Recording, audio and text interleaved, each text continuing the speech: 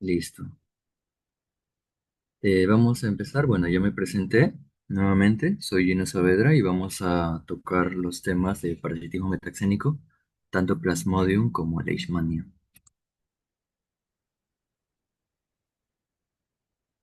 Eh, eh, para que tenga más bonito, por decirlo así, para que lo entiendan mejor la clasificación de los parásitos, les he elaborado este pequeño cuadro en el cual se incluyen tanto Plasmodium como Leishmania. Tenemos a una división de los parásitos, algo general, se dividen en helmintos, protozoos y artrópodos, ¿no? Dentro de los protozoos vamos a ver a los flagelados, a las amebas, a los ciliados y a los esporozoos. Dentro de los flagelados está nuestro tema. Tenemos a Giardia lamblia, Chilomastic mesnili, Trichomonas sp, Trypanosoma cruzi y Leishmania. ¿Por qué los he colocado de rojo? Porque estos parásitos son metaxénicos, dentro de los cuales vamos a tratar hoy solo el Leishmania. Entonces, ¿qué es metaxénico? También les he colocado la definición. Un parásito metaxénico es como tal, la primera definición que se les tiene que venir a la mente es que necesita un vector biológico. ¿Para qué? Para poder ser transmitida. ¿A quién? Hacia un huésped definitivo. Y además de ello, su ciclo de vida pues va a involucrar a más de un huésped, ¿no? Por el hecho de que va a involucrar a un insecto vector en este caso. Y el siguiente parásito que vamos a ver pertenece a los esporozoos, dentro de los cuales vamos a tener a los hemoparásitos Plasmodium sp. Este cuadrito, bueno, ya tiene las diapositivas, si no les saco un screenshot, y pues ya lo pueden repasar después, ¿no? Vamos a continuar con Leishmania, lo que vamos a ver, lo más importante, generalidades, ciclo de vida, patogenia y clínica, diagnóstico y prevención.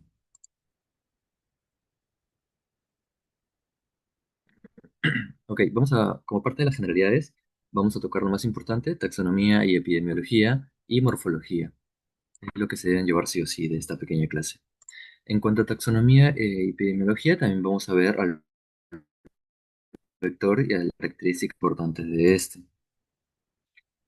¿Qué deben saber de toda esta clasificación taxonómica? Lo más importante, el orden, la familia. El reino, pues ya es obvio, ¿no? Protozoo. En cuanto a la familia, vamos a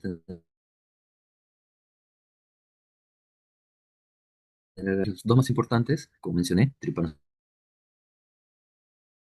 y Leishmania. Y lo que nos atañe ahora es haber transmitido por este mosquito, por este insecto vector, que en el nuevo mundo se va a conocer como Lutzomia y en el viejo mundo se va a conocer como Flebotomos. Esto es muy importante también que lo conozcan. Este parásito, Leishmania, va a poseer dos fases morfológicas, promastigote y amastigote. Y bueno, pues no, como ya mencioné, por cuarta vez creo, se va a transmitir mediante estos insectos, ¿no? Que son flebótomos. En cuanto a la epidemiología, en el Perú como tal, van a predominar dos formas. Usualmente se clasifican mediante las formas clínicas, la forma cutánea andina y la forma mucocutánea o selvática. La cutánea andina también va a ser conocida como la UTA y la mucocutánea o selvática como Spundia. Principalmente los vamos a encontrar en zonas lluviosas, en zonas con mucho calor, como puede ser selva, por ejemplo. Entonces, en cuanto a departamentos, vamos a tener principalmente Madre de Dios, Cusco, San Martín, Amazonas, ¿no? Los principales que deben llevarse también. Entonces, si estábamos hablando de sus formas clínicas de la leishmania, vamos a tener tres entidades que deben saber sí o sí, fijo, la visceral, la cutánea y la mucocutánea. Luego lo vamos a diferenciar de acuerdo a clínica que voy a presentar, ¿no? En cuanto a la visceral, tenemos a la Leishmania donovani como la principal eh, causante de esta entidad clínica. O sea, la Leishmania donovani va a causar principalmente una leishmaniasis visceral, que es, lo vamos a ver después. La Leishmania trópica, Leishmania mexicana y Leishmania peruviana, la peruviana es muy importante, va a causar la cutánea, que también está conocida como UTA, ¿no? Ya lo hemos visto aquí arriba.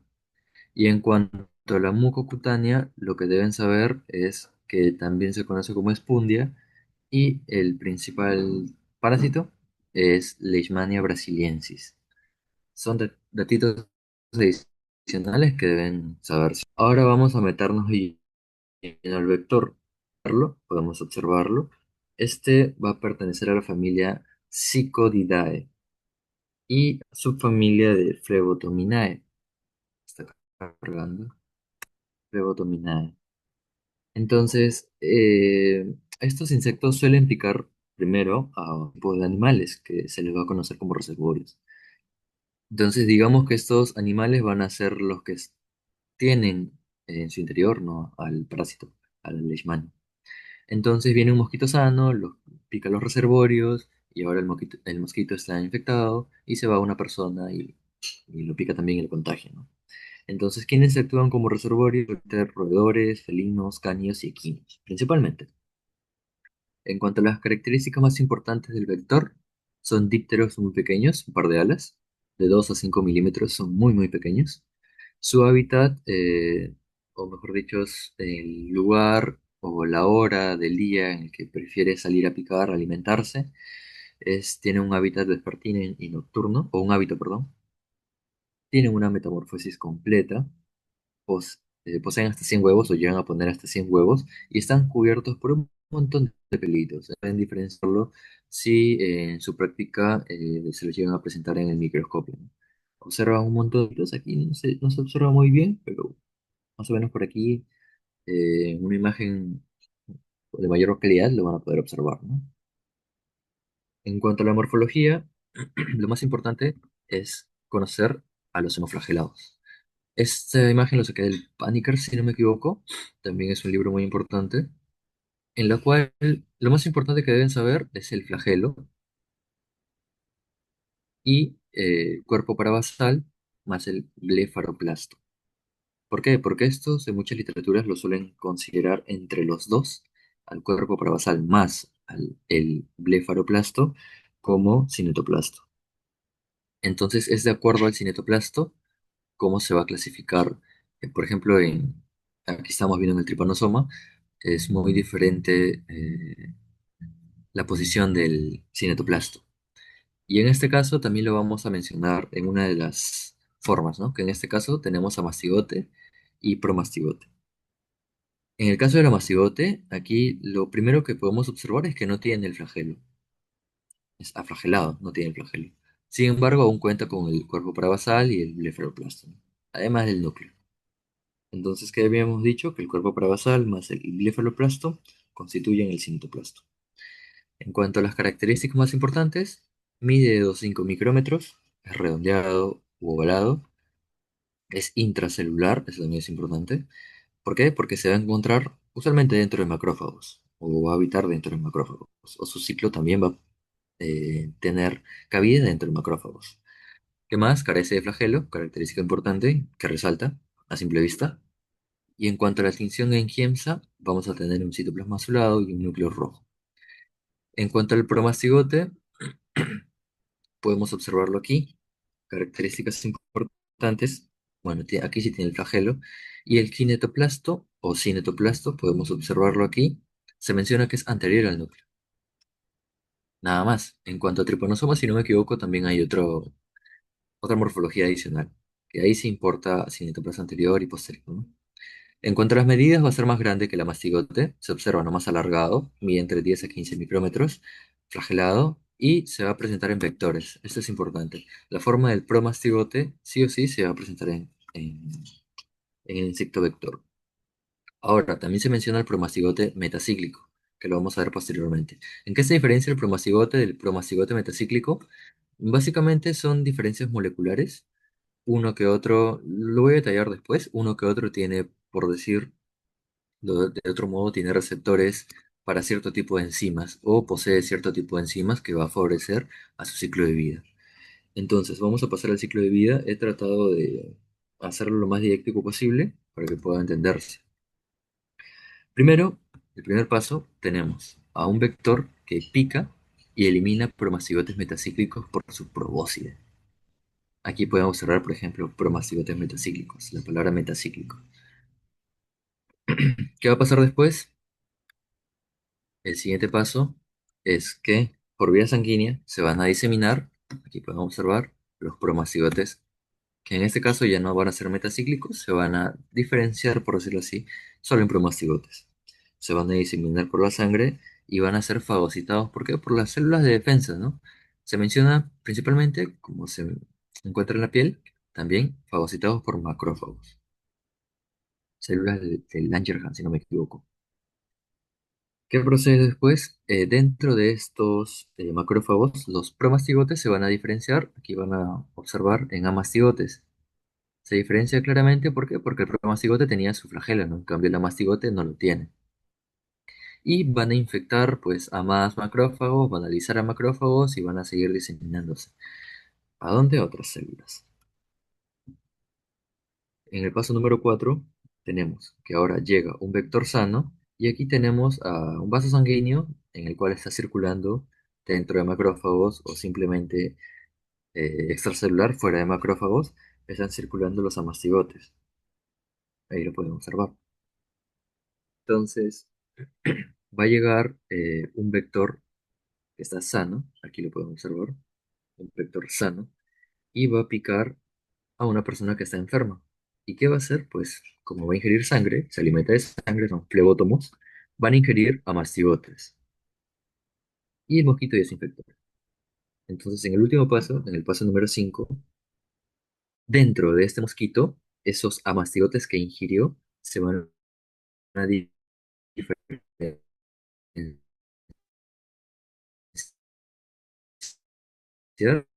por un cíclico predispuesto, por decirlo de cierto modo, ¿a qué? A ser infecciosos para la persona, para el hombre. Entonces, eso podría decir que es una de las diferencias. Son mínimas, pero son moleculares, mejor dicho.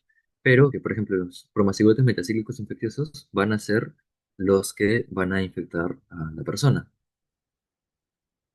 Y se repite el ciclo, ¿no? Ahora ese mosquito infectado va a picar a una persona sana, va a eliminar a los promastigotes metacíclicos, y estos promastigotes metacíclicos en la sangre se van a diseminar y se repite el ciclo, ¿no?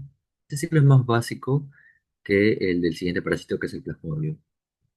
Entonces pasamos a su patogenia. No, bueno, aquí me olvidaba que el parásito, el huésped y otros factores van a afectar en si la infección se vuelve sintomática, o sea, se presenta síntomas o no en la persona, y además de ello está relacionada con las tres fases o las tres técnicas que mencioné al inicio. Todo esto se da aproximadamente a 2 semanas. Es el periodo de incubación normal. Pues se observa una piel, ¿no? Digamos, en el brazo. Es lo primero a observar, una ronchita, si se puede decir, de cierto modo, entendible, pero se lo va a conocer como una pápula que crece y se va ulcerando. Se va a formar como un volcán, el cráter de un volcán, ¿no? Para que lo entienda un poco mejor. Entonces, dentro de los cuales se va a mencionar a los histocitos o a los macrófagos que van a fagocitar a los promastigotes, como lo había mencionado aquí. Se multiplican estos, se diseminan e invaden otros macrófagos o se diseminan también a través de la vía linfática. Y podemos observarlo. Y dependiendo de la respuesta inmunológica de la persona, puede invadir a mucosas. Entiéndase las mucosas como la boca, la mucosa nasal, ¿no? La mucosa conjuntival, por ejemplo. Entonces aquí entra a tallar también el papel inmunológico de la persona. Se dice que la inmunidad TH1 y la inmunidad TH2 tienen mucho que ver con las clínicas que les había mencionado. Se menciona que la diseminada o la difusa, que suelen ser eh, manifestaciones clínicas o subdivisiones o subtipos de la cutánea, está muy relacionada con la inmunidad del paciente, que lo vamos a ver en la parte de la clínica. En la parte de la clínica, aquí podemos observar múltiples imágenes, ¿no? Podemos observar aquí a esta persona. Todo se podría decir son lesiones visibles, a excepción de esta, que está en la vulva de una niña, no me acuerdo cuántos años tiene, pero estas imágenes son del botero. Podemos observar que están en zonas expuestas, ¿no? Zonas en la cara, en el brazo, en las manos. ¿Esto por qué? Porque pues, son zonas más predispuestas a ser picadas por los mosquitos, ¿no? Entonces la cara de las extremidades suelen ser las más comunes donde se pueden encontrar las lesiones. Y suele respetar ciertas zonas, ¿no? Las zonas en las que están usualmente cubiertas. Sin embargo, hay excepciones. La picadura suele ser dolorosa, pero breve y también causa prurito. Y la úlcera, esta es una característica muy importante, es indolora. O sea, tú puedes observar ahí toda la lesión y te asusta, ¿no? Sin embargo, no duele. ¿Cuándo llega a doler? Cuando se infecta o se sobreinfecta, ¿no? Con cierta bacteria, por ejemplo. Ya ella causa dolor. Entonces, ¿cómo puedes diferenciar entre una úlcera dolorosa y una indolora? Porque usualmente la dolorosa es porque está infectado por alguna bacteria, por algún germen, ¿no? Sin embargo, suele ser indolora la manifestación clínica de la úlcera cutánea. Aquí podemos observar a otra persona, un adulto mayor, que presenta una lesión perdón, que aún no se ulcera del todo, pero podemos observarla, ¿no? Asimismo, se menciona también cuatro tipos o cuatro subtipos de la manifestación clínica cutánea. Podemos observar a la leishmaniasis cutánea recidivante, aquí la R, la localizada, leishmaniasis cutánea localizada, la leishmaniasis cutánea difusa y la leishmaniasis cutánea diseminada. Aquí quizá pueda entrar a tallar una confusión, ¿no? La difusa con la diseminada. Por ahí podrían decir que es lo mismo. Sin embargo, por ahí datito, si lo quieren apuntar, en cuanto a la leishmaniasis difusa, se dice que está asociada a una respuesta inmune celular, como habíamos visto, deficiente, y se caracteriza por múltiples lesiones nodulares en grandes áreas de la piel, que no se ulceran. Entonces, si ustedes observan todas estas imágenes, ¿a qué me estoy refiriendo? A esta mujer. ¿Por qué? Porque cumple con todo lo que estaba describiendo. Múltiples lesiones nodulares, aquí podemos observar múltiples nódulos, y la característica importante es que no se ulceran. No hay ninguna úlcera. No se observa aquí, ¿no? Las úlceras. No está ulcerado. Y estos contienen abundantes parásitos. Son como quistecitos, ¿no? Nódulos. Esto es muy difícil de tratar y bueno, tiene mucha tendencia a recaídas. Otro datito adicional que me acuerdo ahora. Está frecuentemente asociada a leishmaniasis mexicana o en algunos casos amazonensis, que también quizá por ahí lo había mencionado.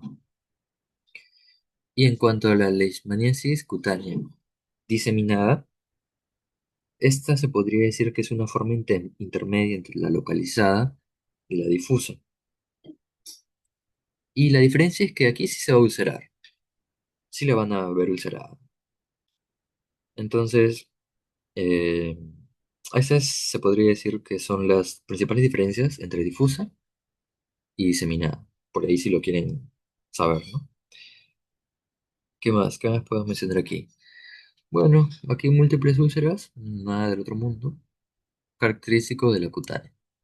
Pasamos a la mucocutánea. Aquí se pueden observar ya lesiones que van a entrar a tallar dentro de las mucosas, van a comprometer las mucosas. Entonces, ¿qué vamos a ver? Lesiones nasales principalmente, que se propagan, pues, ¿no? A otras mucosas y usualmente suelen perforar el tabique nasal. Entonces, si ustedes no tienen el tabique nasal, estas alas de la nariz tienden a invaginarse, tienden a entrar con la respiración. Si ustedes tratan de inspirar fuerte, van a observar que sus alas nasales se van a invaginar, no van a como que tender a entrarse, a meterse. Y luego, pues se va a formar la característica nariz de un tapir, ¿no? Entonces así se la conoce. Usualmente, ¿por qué? Por la ausencia o la perforación del tabique. Está asociada también a la Leishmaniasis brasiliensis y es conocida como la espundia, como lo había mencionado al inicio. Y estas lesiones se suelen propagar desde la nariz o de la boca hacia el paladar, hacia la faringe, ¿no? Y estructuras adyacentes. Entonces, si ustedes ya ven compromiso de esta parte, bueno, de la parte mucosa, pues ya tienen, se van por la parte mucocutánea. y como puede estar conocida también como Spundi. Hay algunos doctores en San Marcos que suelen preguntar mucho eso, ¿no? Y en cuanto a la leishmaniasis visceral, eh, como su mismo nombre lo dice, va a comprometer vísceras, principalmente riñones, también hígado, también se menciona pulmón. ¿Y qué es lo principal? Va a haber hepatomegalia, va a haber esplenomegalia, o sea, hepatoesplenomegalia, un incremento en el tamaño del hígado, también del vaso. Y como va a haber también en algunos casos falla hepática, para los que les gusta su fisiología, va a derivar en ascitis, ¿no? Entonces aquí podemos observar al niño ascítico también por hipoluminemia, ¿no? Todo esto presente, ¿por qué? Por falla hepática, si se podría decir de cierto modo. Esto es lo más importante que deben saber de la clínica. Nos vamos al diagnóstico. Esto es algo, es muy complejo, la verdad. Sin embargo, he traído lo que deberían saber sí o sí. Tenemos al fretis directo en cuanto a su diagnóstico, que es de baja sensibilidad, sin embargo, tiene alta especificidad. ¿Cómo se va a hacer la toma de muestra? Se va a hacer una pequeña incisión en los bordes de la herida. Ya hemos visto que es como un cráter de un volcán, deprimido por el centro y elevado por afuera, por los bordes. Entonces se va a tratar de limpiar la herida y en cuanto a los bordes se va a tratar de hacer pequeñas incisiones y se van a tomar la muestra, ¿no? ¿Y qué se va a observar? Identificación de mastigotes. ¿Por qué? Porque como ya hemos observado en el ciclo, los amastigotes son los que están circulando, ¿no? ¿Qué más tenemos? A la termorreacción de Montenegro. Esto es como el PPD de la tuberculosis, en la cual pues no te inyectan vía subcutánea y si reacciona a tu cuerpo en cuanto a un diámetro que si no me equivoco, perdón, es mayor a 6 milímetros, aquí en la intradermorreacción de Montenegro ya se podría decir o se sospecha o se confirma un diagnóstico de leishmaniasis, ¿no? También tenemos otros métodos, biopsia, cultivos, PCR, serología, que son muy amplios. Sin embargo, lo que deben saber sí o sí, un dato importante, la intradermorreacción de Montenegro y la toma de muestra, ¿no? Cómo se realiza y qué se va a identificar. En cuanto al tratamiento, antes de ir a la prevención, también es muy amplio. He tratado de hacer este cuadrito para que les sea más fácil memorizarlo, que deban saber esto sí o sí. En cuanto a los tipos de leishmaniasis, la cutánea, localizada, la cutánea extensa, ya sea diseminada o difusa, y mucocutánea. El fármaco de primera línea son o los fármacos de primera línea son los antimoniales pentavalentes, siendo principalmente el más conocido glucantime. Ese es el fármaco principal. Aquí tienen las dosis, por ahí si quieren algo más datero, y las alternativas por si fracasan los antimoniales pentavalentes, miltefosina. También tenemos azoles. ¿Azoles por qué? Porque terminan en azol, ketoconazol, fluconazol. Y en algunos casos se menciona crioterapia. Es más que todo para tratar la lesión, ¿no? Crioterapia. Tenemos nuevamente los antimoniales pentavalentes, dentro de los cuales el glucantime, principalmente para la cutánea extensa o múltiple, aquí tengo más de 5 lesiones. La dosis, aquí por si lo quieren saber, y alternativa para la cutánea extensa se menciona anfotericina B. Eso se menciona en algunas guías del MINSA, también se menciona en el botero.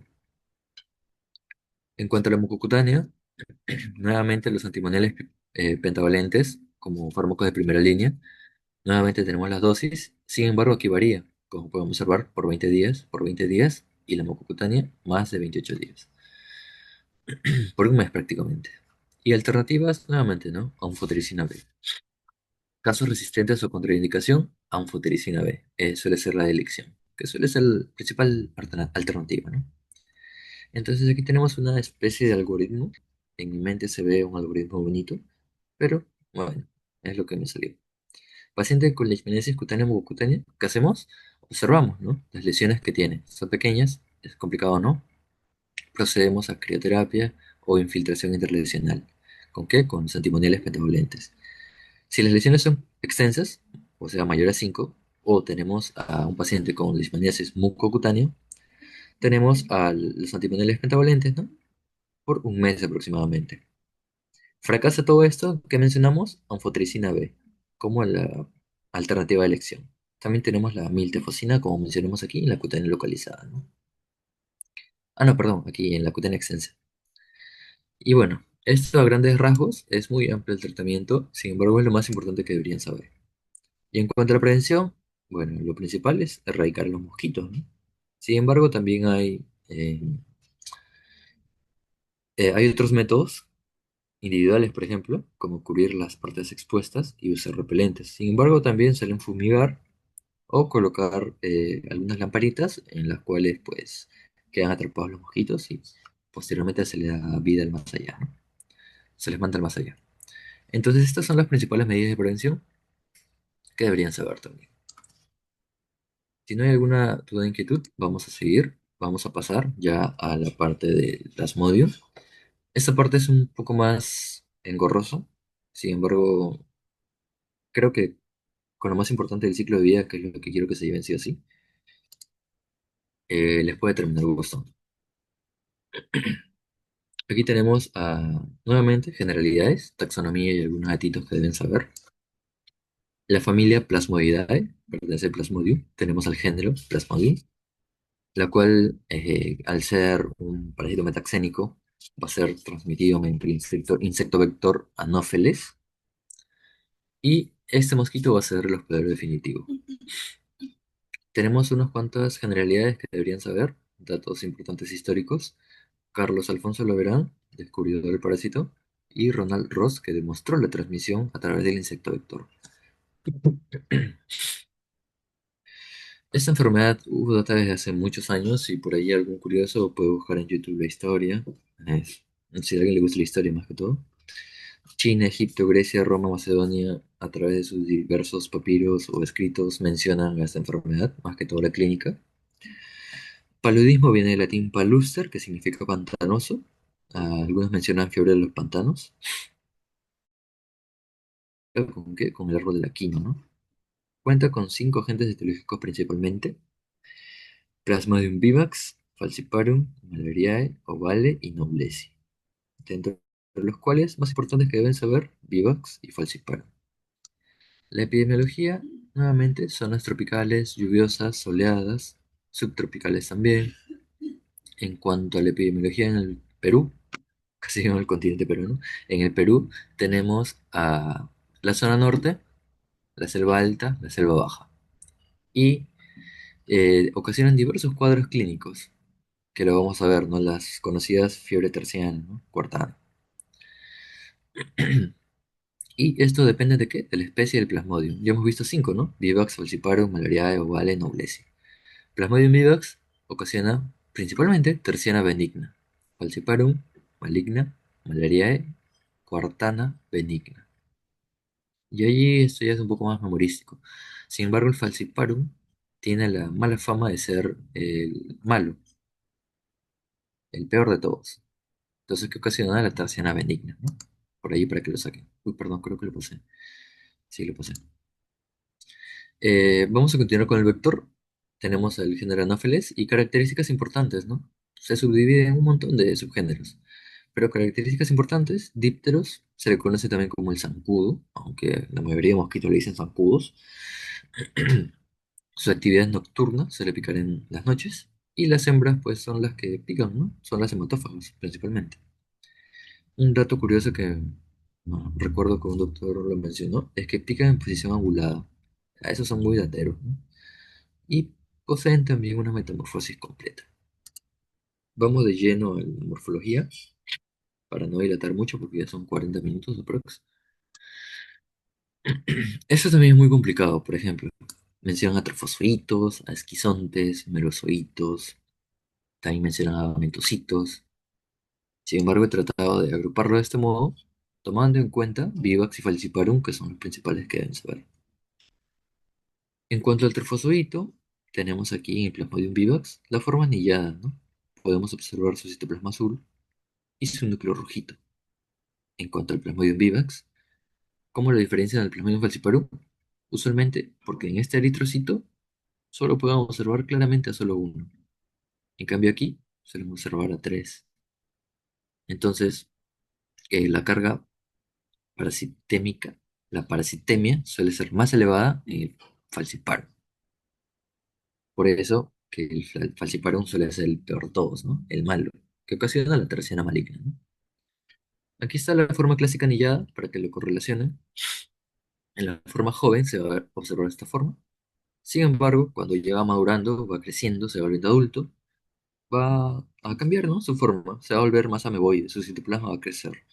Y aquí podemos observarlo, ¿no? Forma ameboide.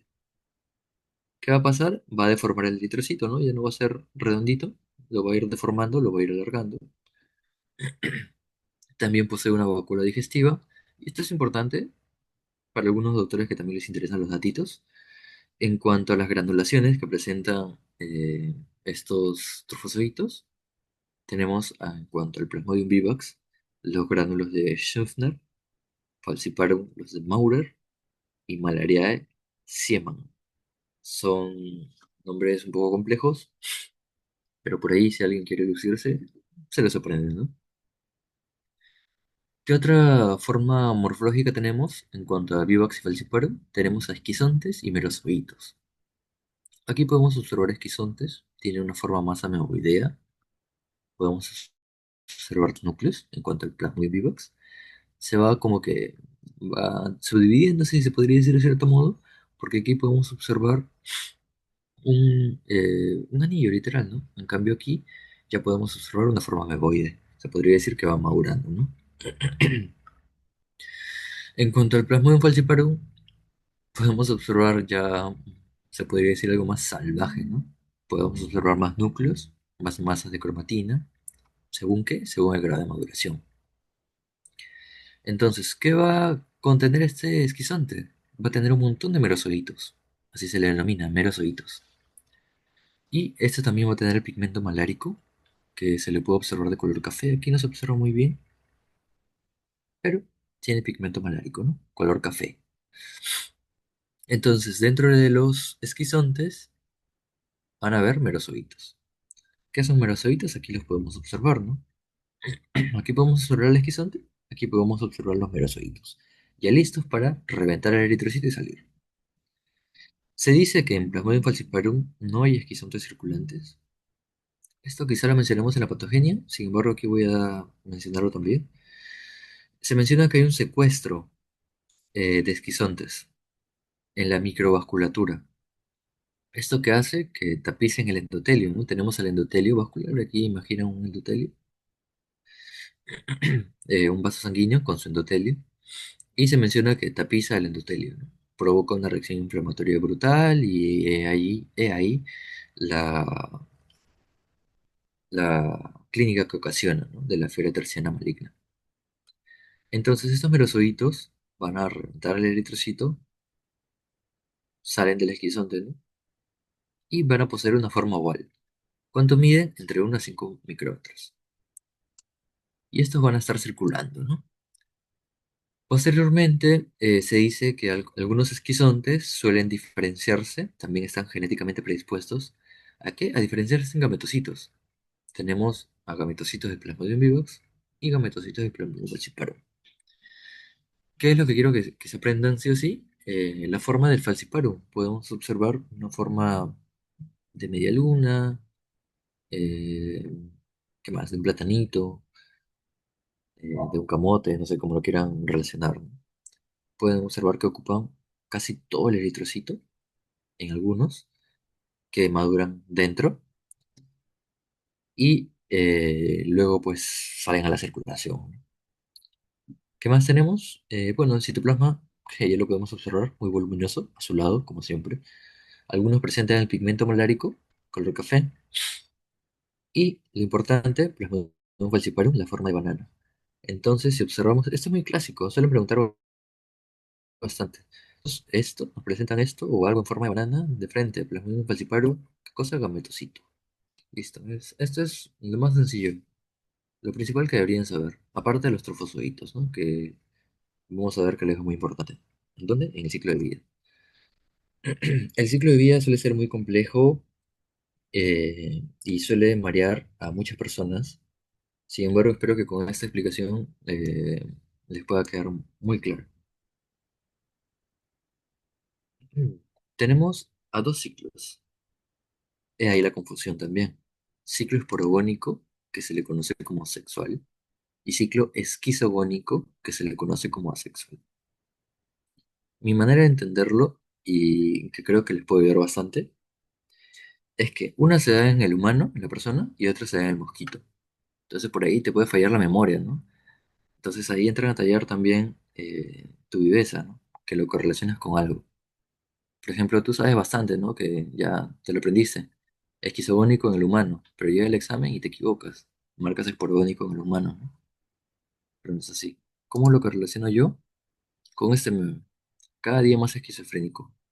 ¿Por qué digo esto? Porque esquizo lo relacionamos con Goku, que es un humano, o aparenta ser un humano. Entonces, con este meme ya no hay pierde, ¿no? Esquizofrénico en el humano. Entonces, por ende, quedaría en el mosquito el ciclo esporogónico. Listo, una vez aclarado ese aspecto, vamos a empezar como tal con el ciclo. Lo primero que vamos a ver es que el mosquito hembra son las que pican. Ya lo habíamos mencionado al inicio. ¿Qué va a pasar? El vector sano, estamos poniéndonos en el hipotético caso de que la persona está enferma y viene un mosquito sano. ¿Ok? El mosquito es el bueno, está sanito, solo quiere alimentarse. Entonces el mosquito sano se infecta porque está picando a una persona enferma y que ingiere en la sangre va a ingerir a microgametocitos y macrogametocitos.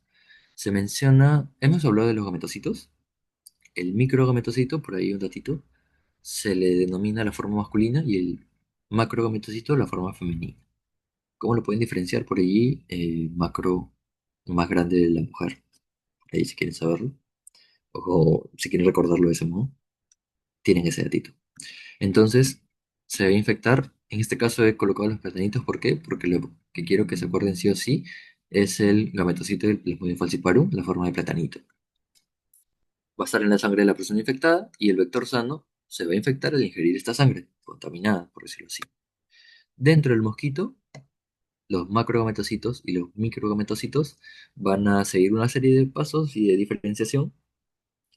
Por ejemplo, el macrogametocito va a madurar en el estómago del insecto vector y se van a diferenciar en macrogametos. Y el microgametocito se va a diferenciar en el estómago también, luego de un proceso de exflagelación, en microgametos.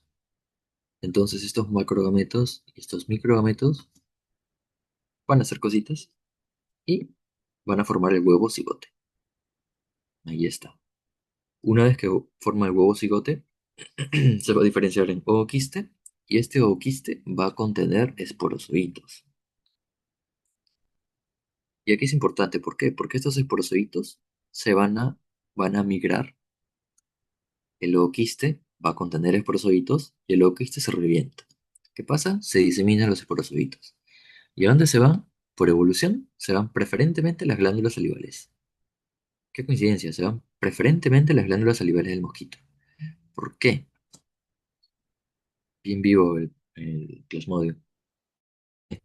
Porque cuando pique este mosquito que ya está infectado a una persona sana, a través de las glándulas salivales es donde este mosquito va a pasar a la sangre de la persona sana. O sea, lo va a infectar, ¿no? Nuevamente entonces, aquí tenemos el ciclo esquizogónico que se va a dar en la persona. Ahora nos centramos en la persona. El mosquito enfermo ha inoculado, el mosquito hembra ha inoculado a una persona sana. ¿Qué inoculó? Esporozoitos que estaban en su saliva. Preferentemente estaban en su saliva. ¿Qué va a pasar? Van a migrar por la sangre, los esporozoitos. Características importantes. Estos esporozoitos son móviles, son fusiformes, tienen forma, perdón, de uso o una forma alargada y miden 14 micras, aprox. Esto va a seguir dos vías. Una vía, la primera vía, que es la preeritrocítica, y la segunda vía, que es eritrocítica. Nos vamos a la preeritrocítica. ¿Qué va a pasar con la preeritrocítica? Quiere decir que es antes de que esté en la fase eritrocítica. O sea, antes de que llegue el glóbulo rojo, ¿qué pasa? Está circulando por la sangre. Toda la circulación venosa va a la circulación portal, circulación del hígado. Entonces, se podría decir el primer paso que realizan es a través del hígado. Es allí donde se va a dar la fase preeritrocítica. ¿Qué va a pasar? Estos esporocitos van a penetrar los hepatocitos, las células del hígado. ¿Qué va a pasar aquí? Se va a formar, pues, ¿no? Se va a diferenciar en esquizontes tisulares primarios. ¿Por qué tisulares? Porque van a estar en los hepatocitos. ¿Y qué va a pasar? Que mencioné que tenían los esquizontes, tenían merozoitos, ¿no? Entonces, esquizonte se va a romper y va a liberar merozoitos. Una vez que los libera, estos merozoitos se van a ir a los glóbulos rojos, preferentemente. Y ahí continuamos con la segunda etapa, ¿no? Con la eritrocítica. Sin embargo, hay algunos merozoitos que se van a quedar viviendo, o sea, no rompen el hepatocito, se van a quedar viviendo dentro del hepatocito, dentro del hígado. A estos se les va a conocer como hipnozoitos. ¿Por qué hipnozoitos? Porque son como que se quedan durmiendo, se quedan latentes, sin hacer nada, solo se quedan ahí como hibernando. ¿Y esto en dónde se da? ¿O qué forma principalmente? El Plasmodium vivax y el ovale. Datito, ¿no? Importante. Entonces, continuamos con la fase eritrocítica. Ya se va a dar ahora dentro de los glóbulos rojos. Van a penetrarlos y se van a formar, ¿qué? La forma anillada, ¿no? Los trofoszoitos. Entonces, estos trofoszoitos se van a alimentar con la hemoglobina del glóbulo rojo. Se van a diferenciar en esquizontes eritrocitarios. Aquí vimos esquizonte tisular primario porque estaba en el hígado, preeritrocítica. Aquí estamos dentro del glóbulo rojo, por ende tenemos a los esquizontes eritrocitarios. ¿Qué van a pasar con estos esquizontes? Se van a seguir diferenciando, van a seguir madurando a merozoitos. Ahora, esos merozoitos, una vez que se ha lisado el glóbulo rojo, van a parasitar otros glóbulos rojos o van a seguir otra vía, una vía de diferenciación. Algunos merozoitos están genéticamente predispuestos a que mencioné a diferenciarse en gametocitos masculinos y femeninos, o microgametocitos y macrogametocitos. Entonces estos merozoitos van a seguir las dos vías. Están circulando una vez, bueno, sí, están circulando una vez roto el eritrocito, van a invadir a otros eritrocitos o se diferencian. ¿En qué? En gametocitos masculinos y femeninos. ¿Y esto para qué? Nuevamente, perdón. No, bueno, nuevamente lo que deben recordar, el Plasmodium falciparum, la forma de platanito. ¿Por qué? Porque es el gametocito principal que tienen que saber sí o sí. El más preguntado también y el más característico. Entonces, estos merozoitos se diferencian y ahí lo tenemos. Van a circular por la sangre y continuamos por aquí la vía y van a estar circulando, ¿no? Por la sangre, vía sanguínea. Llega un mosquito sano, pica a la persona que está enferma y va a ingerir estos micro y macrogametocitos, ¿no? Y se repite el ciclo. Este es el ciclo de vida del Plasmodium. Es un poco complejo, pero espero que lo hayan entendido. Vamos a continuar con la patogenia. La patogenia también es muy amplia. He tratado de resumir lo más importante que deben saber sí o sí. Todo va a depender de acuerdo a la respuesta del hospedero. La patogenia, el periodo de incubación como tal, puede durar entre 7 días a 14 días a 28 días, puede permanecer ahí latente a través de los hipnozoitos, puede causar clínica, no puede causar clínica, puede llevar a la muerte, etc. También va a depender de la especie y la genética del parásito. Ya habíamos mencionado, por ejemplo, aquí en las manifestaciones clínicas, falciparum, predominantemente el maligno, fiebre terciana maligna. Va a depender también del grado de infección, del grado de parasitemia, etcétera, ¿no? Va a depender del paciente, paciente diabético, adulto mayor, caquéxico, estado nutricional bajo, edad, sexo, etcétera, o alguna otra patología o comorbilidad, ¿no? Entonces, se dice que la severidad de la enfermedad, de las manifestaciones clínicas, es directamente proporcional a la carga parasitaria, predominantemente en el Plasmodium falciparum. ¿Qué más debemos saber de la patogenia? Las alteraciones en el glóbulo rojo, ¿no? Ya hemos visto que está muy parasitado, entonces, ¿qué va a pasar? Nada bueno para él. Pérdida de elasticidad, citoadherencia, aumento de la fragilidad, transporte de O2 disminuido, muchas cosas que van a pasar dentro de este glóbulo rojo. Aquí podemos observarlo a través de un microscopio electrónico de barrido, si no me equivoco, cómo sufre daños, ¿no? Ya no está redondito, tiene un montón de agujeritos para que lo entiendan mejor. Y son las principales alteraciones que deben llevarse a casa, ¿no? En el eritrocito. ¿Qué más tenemos? La parasitemia va a estar en toda la sangre, obviamente, entonces van a afectar a otros órganos, principalmente el vaso, hígado, cerebro, riñones, pulmones. Listo. En cuanto a las manifestaciones clínicas, tenemos un gran abanico de la enfermedad, que produce la enfermedad. Tenemos a la malaria aguda. ¿Esto qué va a causar?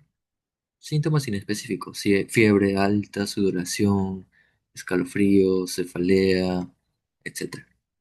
¿Qué más? Anemia. ¿Anemia por qué? Porque va a dañar glóbulos rojos, entonces se lisan, anemia. ¿Qué más? Leucopenia, esplenomegalia. La fiebre, ¿por qué se da? Se menciona por lisis de eritrocitos. Respuesta inmunológica y fiebre. También se menciona la malaria crónica. ¿Por qué crónica? Porque hay hipnozoitos. Había mencionado que los hipnozoitos están hibernando, entre comillas, en los hepatocitos y se le conoce como malaria crónica. El paciente está infectado, pero no presenta síntomas. Suele ser benigna y se puede confundir y dar un diagnóstico errado. Lleva anemia progresiva también. El paciente tiene anemia, anemia, anemia, anemia y a pesar de múltiples tratamientos sigue con anemia. ¿Por qué? Porque tiene eh, malaria crónica. ¿Qué más se menciona? Se menciona también malaria en el embarazo. Esto suele ser un poco raro, sin embargo es muy severo. ¿Por qué? Por el feto, ¿no? Son más susceptibles entonces las embarazadas o las gestantes a enfermedad severa.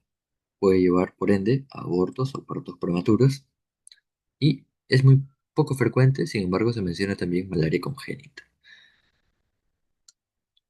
Aquí se podría decir algo complicado también de entender o explicar. Sin embargo, estos datitos son los que deben saber sí o sí. Tenemos a la fiebre terciana maligna, por ahí lo han escuchado. También tenemos a la terciana benigna. Tenemos a la cuartana. ¿Por qué se va a caracterizar por la terciana maligna? Ya habíamos mencionado, maligna, el falciparum. ¿Por qué? Porque en la patogenia habíamos mencionado que es muy severo debido a que a la alta carga parasitaria. Uy, bueno, creo que se ve normal. Entonces, compuesto, ya.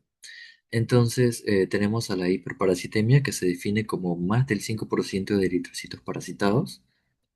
También se menciona que al ser maligna va a ocasionar malaria cerebral, se va a ver reflejada en cefalea, el paciente puede llevar a coma o muchas veces se presenta convulsiones.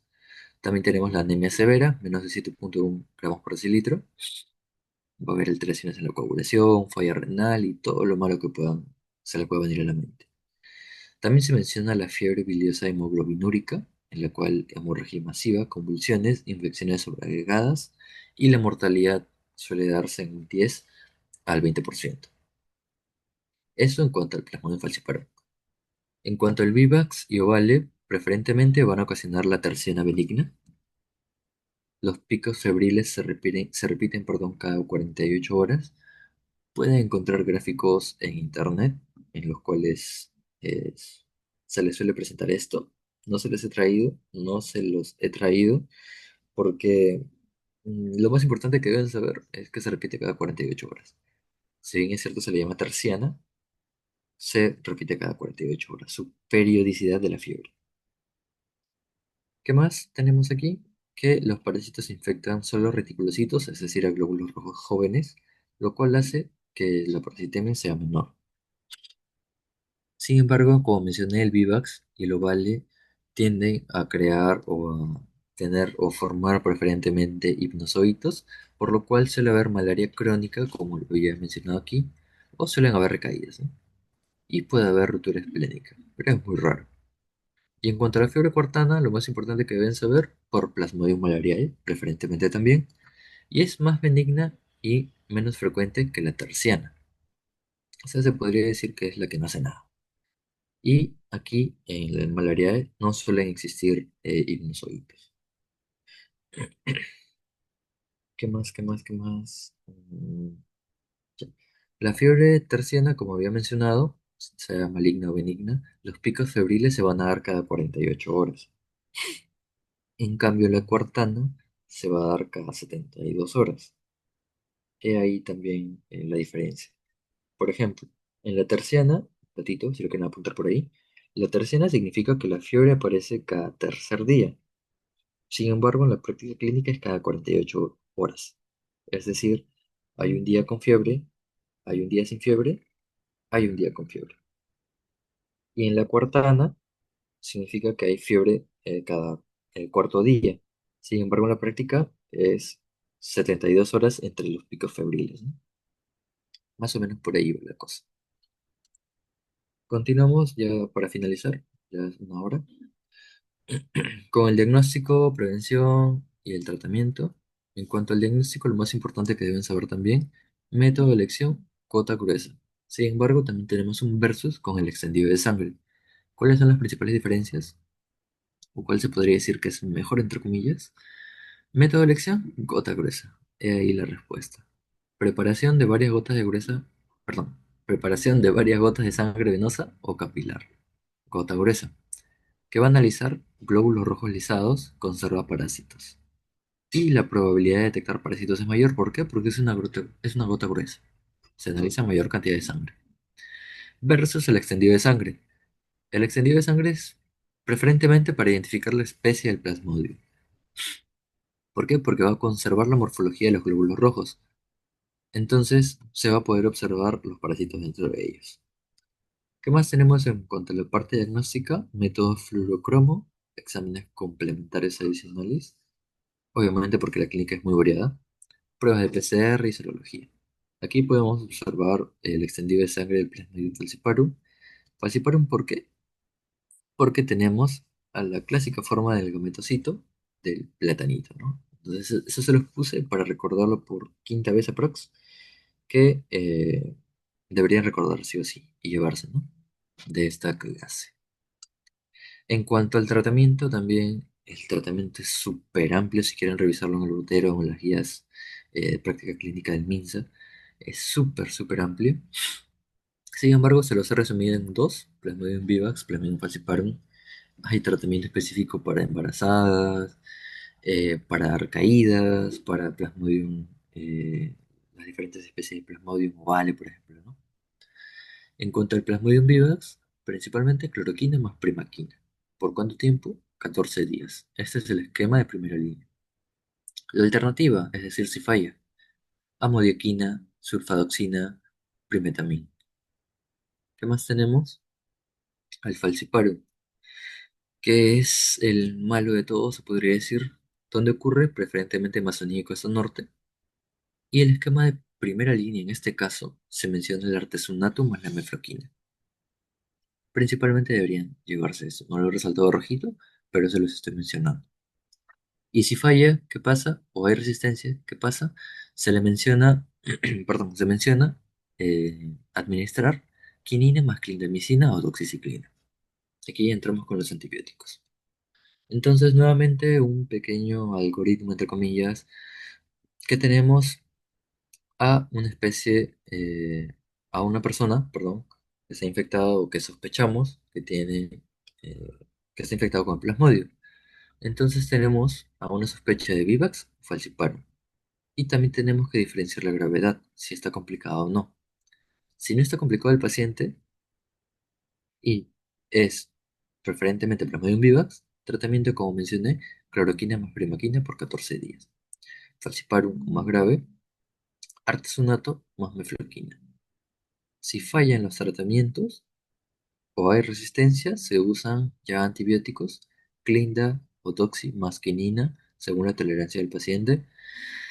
Y en Plasmodium vivax, sin embargo, se menciona que hay que insistir con primaquina. ¿Para qué? Para los sinusoides que están latentes o hibernando en el hígado, en los hepatocitos, para evitar recaídas también. Y en cuanto a la prevención, nuevamente aquí cambió el mosquito, no pienso que es lo mismo. Eh, las medidas de prevención individual, cubrir las partes expuestas, el uso de repelentes, fumigación, etcétera. Es lo más importante que deberían saber de la prevención. Ya para finalizar, si no hay alguna pregunta, igual las preguntas las pueden hacer después de estas preguntas que yo les voy a hacer. Son preguntas sencillas que he mencionado casi todos, si no me equivoco, en la clase. Si me podrían responder la pregunta de aquí. La gota gruesa en el diagnóstico de malaria se utiliza principalmente porque les voy a dar 10 segundos, sin embargo, también yo los voy a ir detallando. Sé que están cansaditos todos, obviamente yo también estoy cansado. Mm.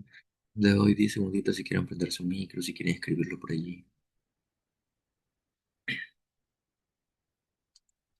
Ta, ta, ta, ta, ta. Uy. Mm.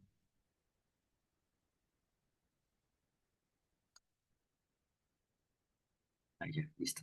Ya, ok. La gota gruesa en el diagnóstico de malaria se utiliza principalmente porque, ya habíamos mencionado, permite diferenciar mejor las especies de Plasmodium.